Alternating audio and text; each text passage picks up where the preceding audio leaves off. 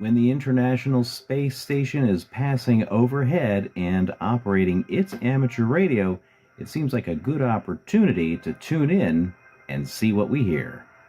Stick around. Black Swan, Black Swan.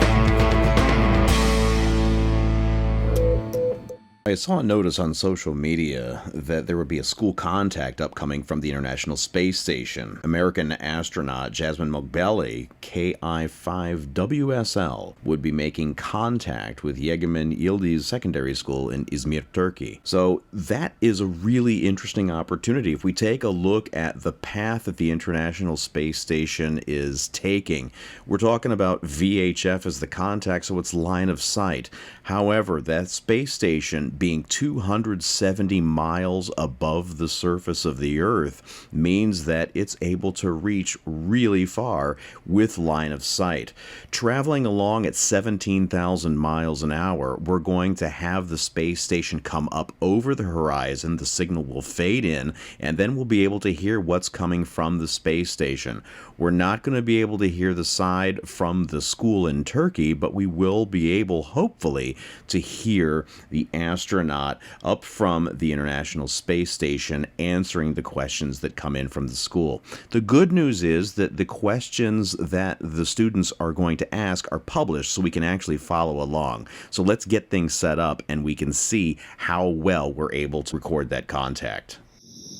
The International Space Station doesn't pass overhead when it's necessarily convenient for you. So it's early in the morning and I'm getting everything set up. The first order of business was to set up an antenna. I didn't want to go get my ground radials and everything for my antenna here, so I decided to take advantage of the fact that I had ready access to a metal spring from a crib that is no longer in use.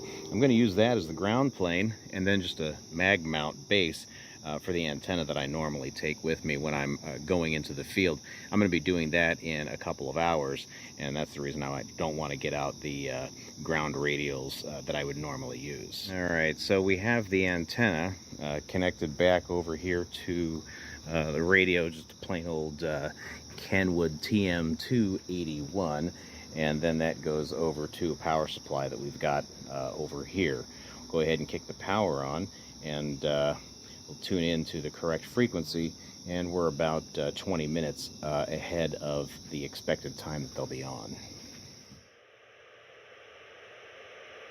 So most of us, when running VHF, have our squelch turned on, but we're trying to acquire a signal that's going to be weak and then increases in strength. So to make sure that we're able to hear it as it's coming in, I've turned the squelch all the way down, and that's why we've got our constant static. We'll keep listening, and we should hear that acquisition of signal shortly.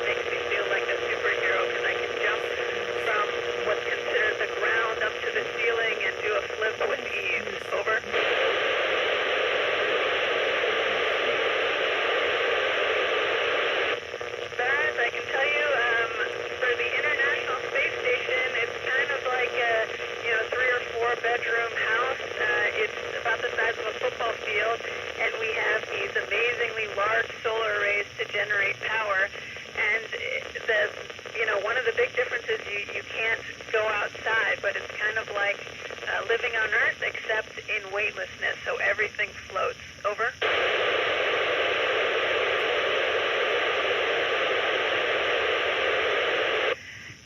Living in space, in many ways, is like I expected. We trained for a long time for this. I'd say the biggest challenge or thing that's new is dealing with objects float away, and so you can't just put something down.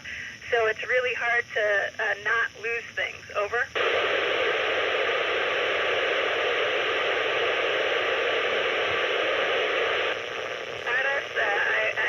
I hope you get to see this view someday. It looks incredible. It's at different times of day, you know, as the sun's rising, you see this glow off the edge of the Earth, off the horizon. At night, you can see the thunderstorms sometimes, or the city lights. And when you're just in the daytime, sometimes it's cloudy, and you just see beautiful swirls of white with the blue ocean. Over.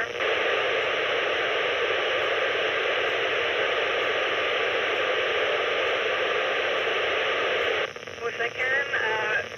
Riding on the rocket, I took a Falcon 9 SpaceX rocket up to space, and it was an incredible ride. My favorite part is, you know, it's a two-stage rocket, and when the first stage cuts out, you have a moment of, you feel weightless, and then the second stage gives you a boost and starts to rumble, so it was a really fun ride.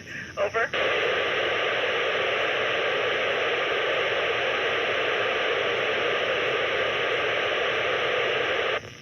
We try to keep very close track of every single thing, so we log as we use materials.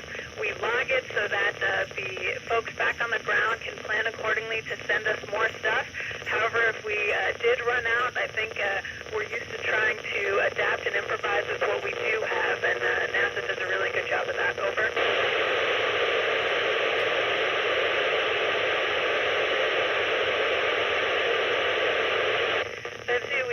I think probably over 200 experiments going on the space station, some in which the ground are running and some where we're closely involved in.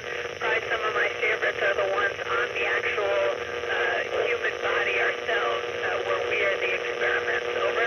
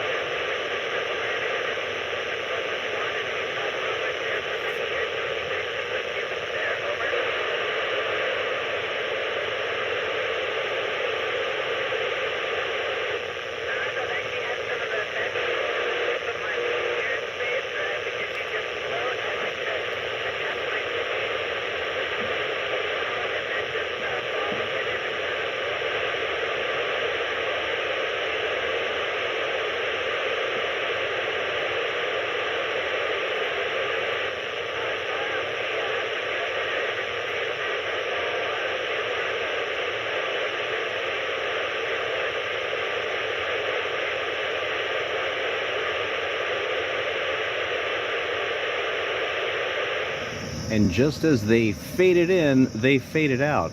Notice toward the end of the video, I actually changed the frequency. By changing the frequency to a lower frequency as the International Space Station was moving away, we were able to improve the quality of our signal. That is a demonstration of the Doppler effect. By virtue of the space station moving further away from us, the effective frequency that we were catching on the wavelengths was actually going down. In the beginning, I probably would have been able to catch them earlier had I moved the frequency up as the space station was approaching us, since those wavelengths would be compressing and effectively working at a slightly higher frequency. Hope you enjoyed the demonstration. I had some fun listening to them. This is Radio KD8TTE, out.